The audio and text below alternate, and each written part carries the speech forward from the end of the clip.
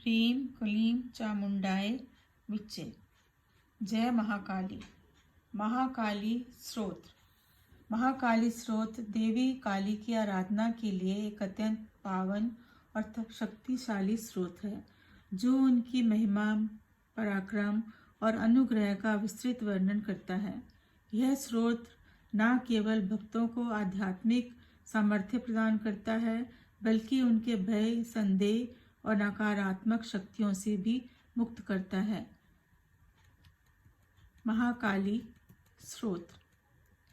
ईश्वरीय सत्ता को अनादि ईश्वरीय सुखों, बलिदानों और जहाँ तक कि अस्तित्व के रूपों का स्रोत बताया गया है। हालांकि इसका वास्तविक स्वरूप देवताओं की समझ से परे है। इसमें ईश्वर को संसार की मोहिनी, वाणी का स्रोत, मित्रों का पालन पोषण करने वाली और शत्रुओं का नाश करने वाली रूप में दर्शाया गया है।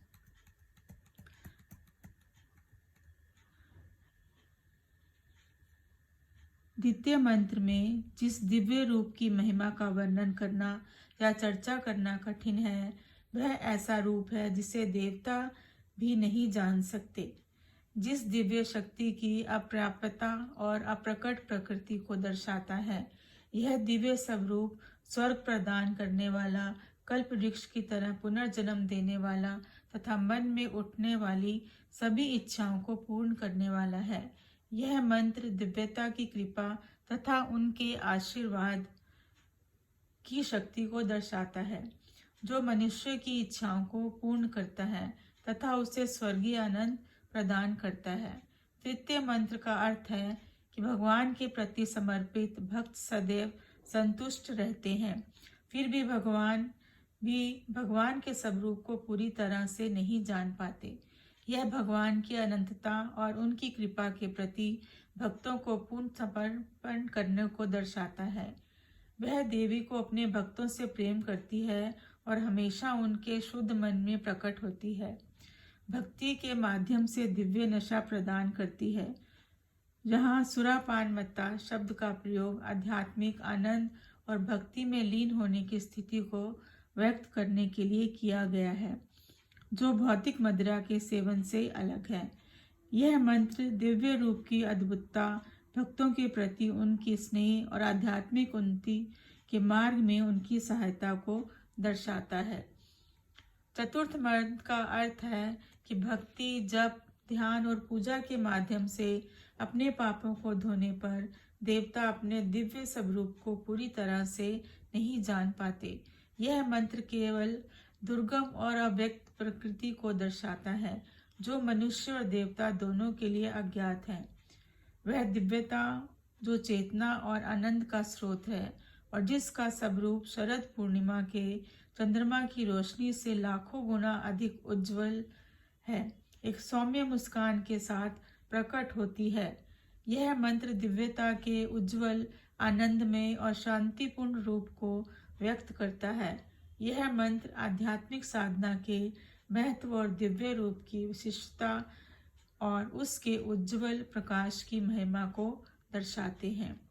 पंचम मंत्र का अर्थ है कि साधकों और कवियों के हृदय में जो दिव्य रूप प्रकट होता है, वह देवता भी नहीं समझ सकते। यह साधकों के मन में प्रवेश करने वाले इस अमूर्त रूप के भूत, वर्तमान और भविष्य का पूर्ण ज्ञान दर्शाता है। इस मंत्र के माध्यम से यह दर्शाया गया है कि जो देवता विचारों के समय चिंतन करता है तथा देवताओं के शुभ विचारों से परिपूर्ण होता है, वह कभी कभी आदित्यता से संपन्न हो जाता है। यह मंत्र उस दिव्य रूप की आदित्यता तथा असंभव गुणों को व्यक्त करता है, जिसका अनुभव व्यक्ति उस दिव्यता के संपर्क में आने पर करता है। छठे मंत्र का अर्थ है कि ईश्वर का वह स्वरूप जो ना तो बालक है, ना बूढ़ा है और ना ही वासना से ग्रसित है, ऐसा स्वरूप है जिसे देवता भी नहीं जान सकते। यह मंत्र ईश्वर की असामायिकता और पारलौकिकता को दर्शाता है, जो मानवीय अनुभवों तथा सीमाओं से परे है। इस मंत्र में भक्त ईश्वर से अपने द्वारा किए गए किसी भी अपराध को क्षमा करने का अनुरोध करता है ताकि वह इस दुनिया में अपने गहरे छिपे हुए दिव्य सार को प्रकट कर सके। यह मंत्र मनुष्य और देवत्व के बीच के रिश्ते को दर्शाता है, जहाँ भक्त ईश्वरीय कृपा और क्षमा की आशा करता है। सप्तम मंत्र का अर्थ है कि आपके ध्यान से शुद्ध होने और चंचलता की भावना से मुक्त होने के बाद भी देवता आपके वास्तविक स्वरूप को नहीं जान सकते। यह मंत्र ध्यान और एकाग्रता के महत्व को बताता है और यह भी बताता है कि ईश्वरीय प्रकृति की पूर्णता को समझ पाना मनुष्य और देवताओं के लिए दुर्लभ है। इस मंत्र का अर्थ है कि जो व्यक्ति ध्यान के साथ इन विद्याओं का अध्ययन करता है वह समस्त लोकों में विशाल और महान हो जाता है। वह ध्यान और स्वाध्याय के महत्व को बताता है तथा इसे आध्यात्मिक विकास के लिए आवश्यक माना गया है। अष्टम मंत्र का अर्थ है बहुत गहरा है और यह ईश्वरीय प्रकृति की विशेषताओं को उजागर करता है। यह मंत्र बताता है कि एक भक्त अपने जीवन में 8 प्रकार की सिद्धियां, आध्यात्मिक शक्तियां या सिद्धियां प्राप्त कर सकता है और मृत्यु के समय मोक्ष भी प्राप्त कर सकता है। फिर भी देवता भी उस ईश्वरीय प्रकृति को पूरी तरह से नहीं जान सकते जो इन सिद्धियों और मुक्त का स्रोत है।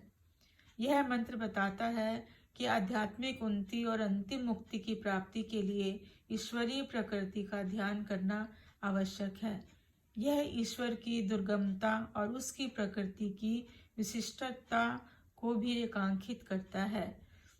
श्री महाकाली स्तोत्र समाप्त। भक्तजनों, कृपया मेरे चैनल को सब्सक्राइब करें। धन्यवाद।